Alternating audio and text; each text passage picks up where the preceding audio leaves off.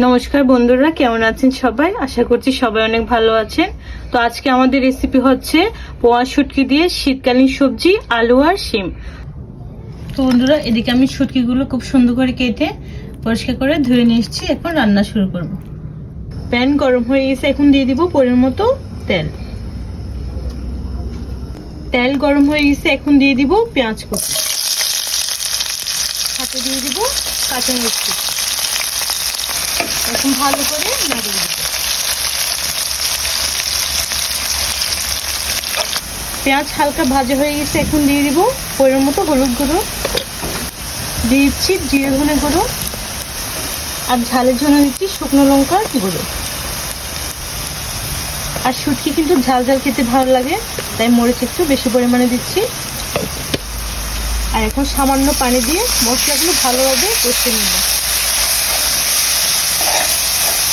আর শুটকি রান্নায় মশলা যত ভালো কষানো হয় শুটকি খেতে কিন্তু দারুণ লাগে। মশলা ভালো করে কষানো হয়ে গেছে, আর দেখি মশলা থেকে তেল ছেড়ে দিয়েছে। এখন দিয়ে দিব পরিষ্কার করে ধুয়ে রাখা শুটকি। শুটকি দিয়ে আবারও ভালোভাবে নাড়িয়ে নেব।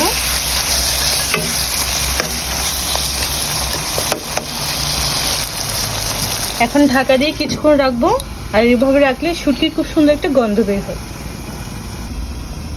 এখন ঢাকা তুলে সবজিগুলো দিয়ে দিব।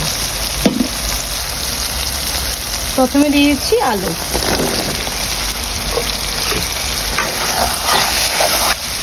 এখন দিয়ে দিচ্ছি কেটে ধুয়ে রাখা শিম।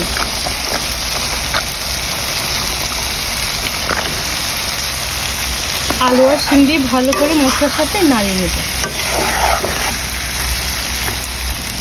দিয়ে দিব পরিমাণ মতো লবণ,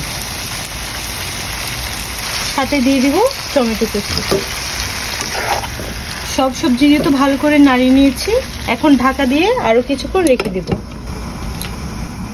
এখন ঢাকা খুলে আবারও ভালোভাবে নাড়িয়ে দিব। আমাদের শুটকি কষানো শেষ, এখন পরিমাণ মতো পানি দিয়ে দিব। পরিমাণ মতো পানি দিয়েছি। এখন ঢাকা দিয়ে সবজিগুলো সিদ্ধ হওয়া অবধি রান্না করে নেব। দিয়ে দিব উপরে বেশ কিছু ধনেপাতা। তো বন্ধুরা, আজকে আমাদের শুটকি রেসিপিটা আপনাদের কেমন লেগেছে অবশ্যই কমেন্টে জানাবেন, আর ভালো লাগলে লাইক করতে ভুলবেন না। তো সবাই ভালো থাকবেন, সুস্থ থাকবেন। দেখা হচ্ছে নতুন কোনো রেসিপি নিয়ে। Bye bye.